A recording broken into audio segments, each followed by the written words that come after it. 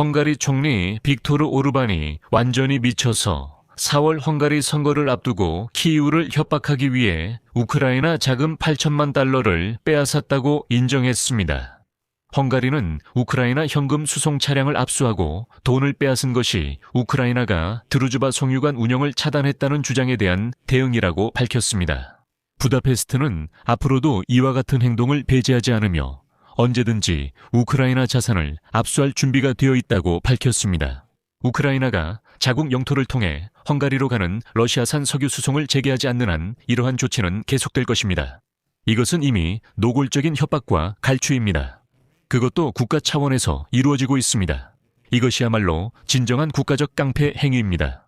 더 나아가 헝가리 정부는 특별한 결정을 내렸습니다. 오늘 이에 따라 우크라이나 오샤드방크에 돈과 금이 최소 60일 동안 압류될 것입니다. 브뤼셀에서는 이에 대해 아직 아무 말도 없고 우크라이나는 이것을 국가적 깡패 행위라고 부르고 있습니다. 제 이름은 알렉세이 페치이고 함께 이 주제에 대해 이야기해봅시다.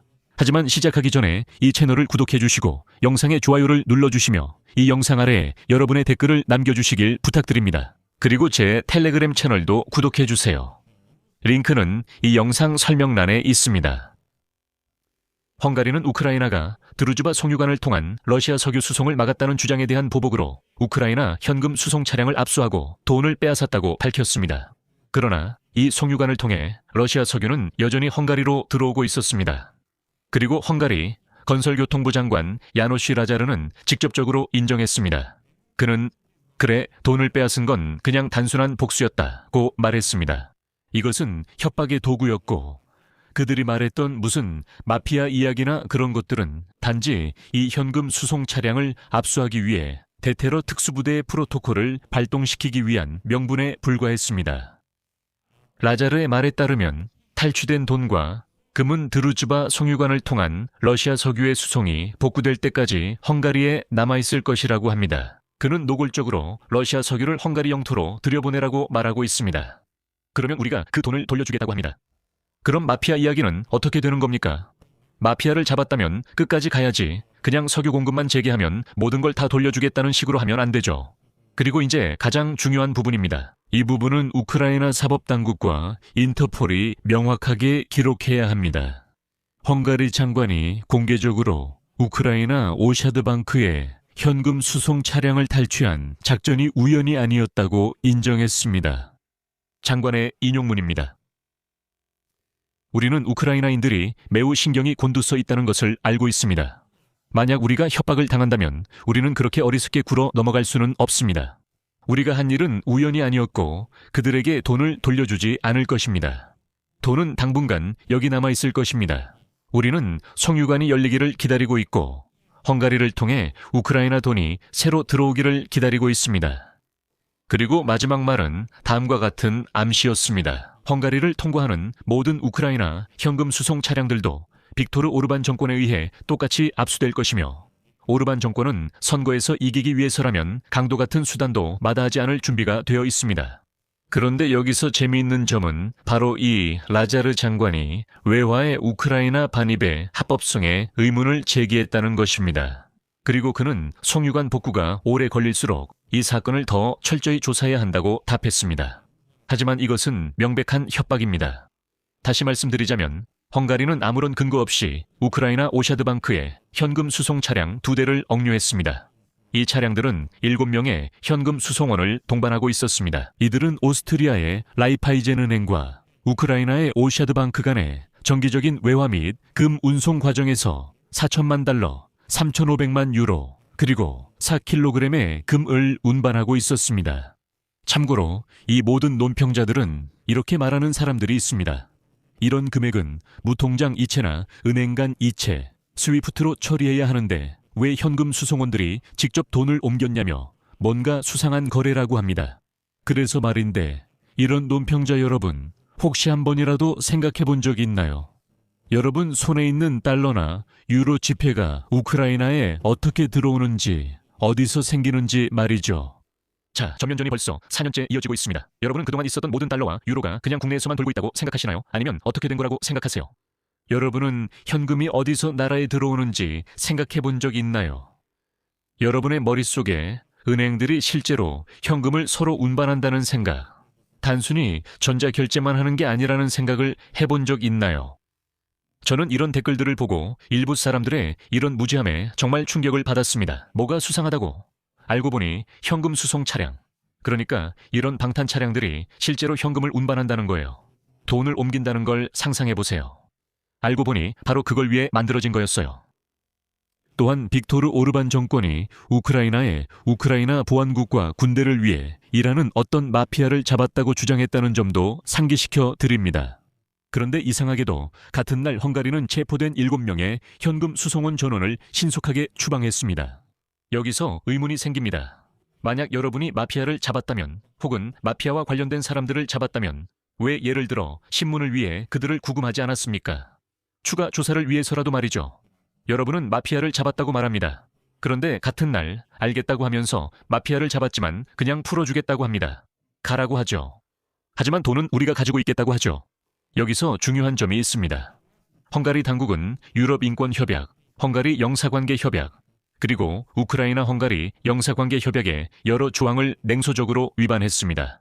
특히 헝가리에서는 현금 수송원들이 무장하지 않았다는 사실을 알고 있었습니다. 그럼에도 불구하고 그들을 체포한 것은 헝가리 대테러 센터였습니다.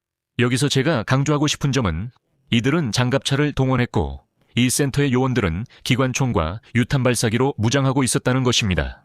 심지어 일반 화기조차 아니었습니다. 그들은 무장하지 않은 현금 수송원들을 기관총과 유탄 발사기로 제압했습니다. 체포된 현금 수송원들은 증인 신분임에도 불구하고 28시간 동안 이유 없이 수갑이 채워진 채 있었습니다. 게다가 그들은 내내 이송되었습니다. завязанными глазами. 현금 수송원 중 한 명은 장애인이며 특별 식단과 정기적인 약 복용이 필요합니다. 그는 단순히 당뇨병을 앓고 있습니다. 그의 건강 상태가 악화되었을 때 그는 의식을 잃은 후에야 비로소 도움을 받을 수 있었습니다. 그리고 여기 우크라이나 외교부의 인용문이 있습니다. 이와 동시에 당뇨병 환자에게 강제로 약물을 주사했으며 그 결과 시민의 혈당 수치가 급격히 상승하고 고혈압이 시작되었습니다. 그를 병원으로 이송할 수밖에 없었습니다. 오늘 빅토르 오르반은 자신을 완전히 뛰어넘었습니다. 그는 단순히 우크라이나의 돈과 심지어 현금 수송 차량까지 훔친 것뿐만 아니라 이 강도 행위를 합법화하기로 결정했습니다. 헝가리 정부는 오늘 특별 결정을 내렸는데 이에 따라 오샤드방크의 돈과 금이 최소 60일 동안 압류될 것입니다.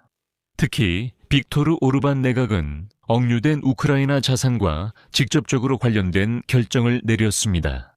문서에 따르면 헝가리 국세청과 관세청은 조사 기간 동안 압수된 자금을 보관할 권한을 갖게 됩니다.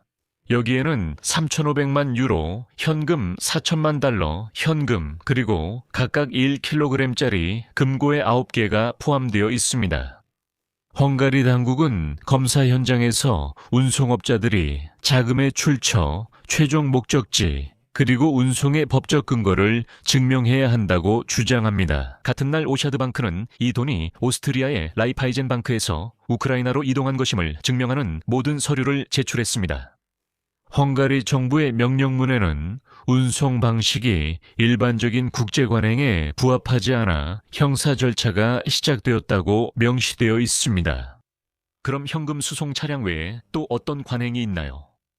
부다페스트 당국은 한 걸음 더 나아가 일반적인 세관 절차를 넘어서 이렇게 많은 자산을 운송하는 상황이 헝가리의 국가안보에 위험이 될 수 있다고 밝혔습니다. 우리도 웃겼어요. 돈을 운송하는 게 어떻게 국가안보를 위협할 수 있는지 말이죠. 수사는 운송업자들이 범죄 조직과 연관이 있을 가능성을 밝혀내야 합니다.